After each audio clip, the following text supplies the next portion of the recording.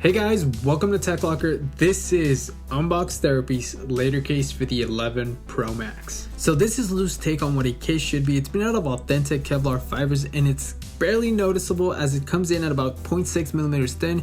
Now we know it's far from a case that's going to offer drop protection, but what it is going to offer is minimal protection at best from day-to-day use, like when slipping it in and out of your pocket or when laying your device on a surface. Now it's also going to protect your device from minor scratches and again just from day-to-day use. Now the case snaps on nicely and it's fairly easy to remove, but my biggest concern, and I've said this before, I'm not a huge fan of how exposed the phone is with this particular type of case. Now taking a closer look at the case itself, we can see a cutout on the right side for the sleep to wake button, that being just about it.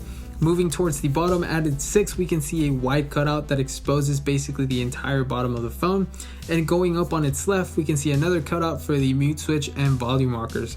Now, if you are a clumsy person, I'd recommend actually picking something else up or looking for an alternative, as it's not going to offer any drop protection.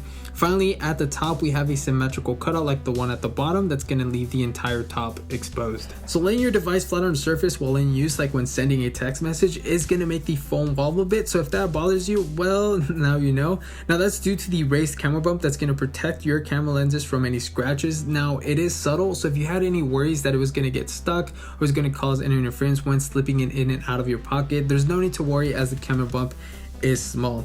Also, like Lou mentioned in his video, it's not going to attract any lint like several silicone cases out there, so it keeps on looking fresh as hell just about every time. Now in terms of design, I'm not a huge fan of how exposed the phone is, but I'm really enjoying the feel in hand and how it feels really close to what a skin sort of feels like.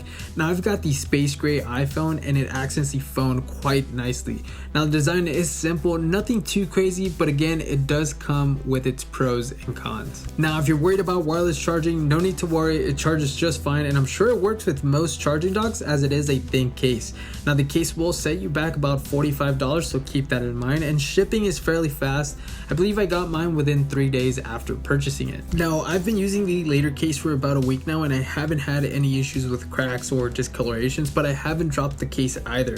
I tend to be really careful with my devices, so a thin case like this is a great addition. Again, if you are a clumsy person, try looking for something with a bit more protection, as this isn't going to offer any drop protection whatsoever. And if you plan on rocking this case, make sure you go with a screen protector as well, as the case does sit flush with the phone, offering no lay on the table design. Also, the later case is available for a vast majority of flagships like the Note 10 lineup or the Pixel 4 lineup, so check them out if you have one of those flagships, or if you just want to support Lou, go ahead and check them out. Anyways, that's been it. Thanks a lot for watching, guys. If you enjoyed, make sure to hit that like button as well, subscribe for more, and we'll catch you guys in the next one. Peace.